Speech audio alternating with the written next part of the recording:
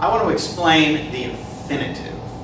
The infinitive is the to form of the verb. To walk, to run, to hide, to seek, to strive, to yield, whatever. Now, the infinitive, although it is obviously related to verbs, is never itself a verb.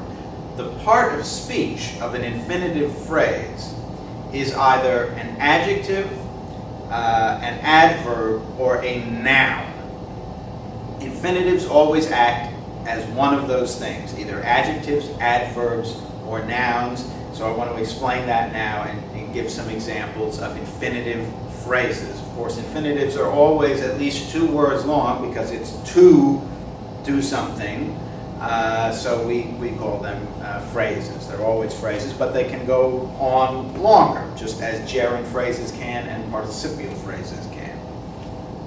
Okay, adjective first. Now, let's look at a sentence that does not have an infinitive in it. Sandor is a good man. So I've got this little branching going on here. So Sandor is a good man. Now, good is an adjective, right? And so is a very special kind of adjective, the article. So what kind of man? What kind of man is Sandor? A good man. That's what kind of man. Good is an adjective. Words that answer that question, what kind of, are adjectives. So let's look at this sentence. Sandor is a man to watch. He's on the ball, that Sandor. He's a man to watch. What kind of man is Sandor? A good man. What kind of man is Sandor? A man to watch.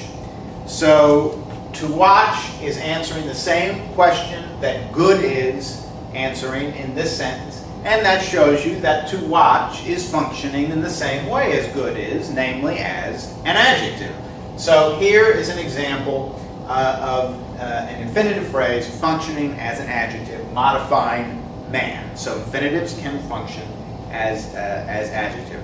You know, the 5:42 is the train to catch. Which train? The train to catch.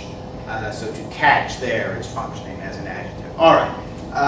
Now, as an adverb, as a phrase that answers the question when, where, why, how, Sandor worked. Now again, let's look at something that we were comfortable with. Sandor worked constantly. How did he work? Constantly. How? That's an adverb question. So, and constantly, I mean, that looks like an adverb, right? Ly and the whole 9 yards. So, Sandor worked constantly. Sandor worked to earn money. Why did Sandor work? To earn money. That's why. So, to earn money is a infinitive phrase, and it's functioning as an adverb, and it's modifying worked. Why did he work? To earn money. That's why. That's why. Notice here that the phrase is 3 words long, not just to watch, because infinitive phrases can go on and on. To earn money. Now, because the infinitive derives from the verb, and it's called a verbal, that's the kind of word an infinitive is, along with participles and gerunds, they can have direct objects just as verbs can. So, to earn money.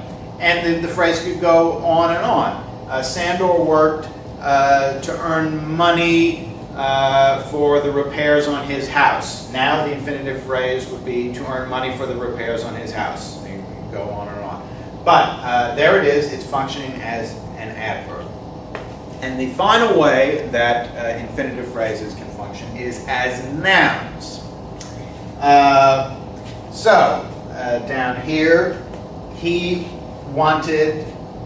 Now let's see. Wanted. That's a verb that generally takes direct objects, a transitive verb. He wanted a dress. That's what did he want? A dress. That's what. So, a dress, obviously, that's a noun. He wanted a dress. He wanted to plague his enemies. What did he want? To plague his enemies. That's what. So, to plague his enemies. That is an infinitive phrase, and it is functioning as the direct object of wanted, but it's functioning obviously also as a noun. Objects are nouns. Direct objects are nouns. Or, more simply, he wanted to write. Now we're back to that short and sweet infinitive phrase without anything else, without any objects or anything else hanging off of it. It's just he wanted to write, but to write there is functioning as a noun, as the direct object of wanted. So, infinitive phrases, obviously very common, very important. They can either be adjectives, adverbs, or nouns.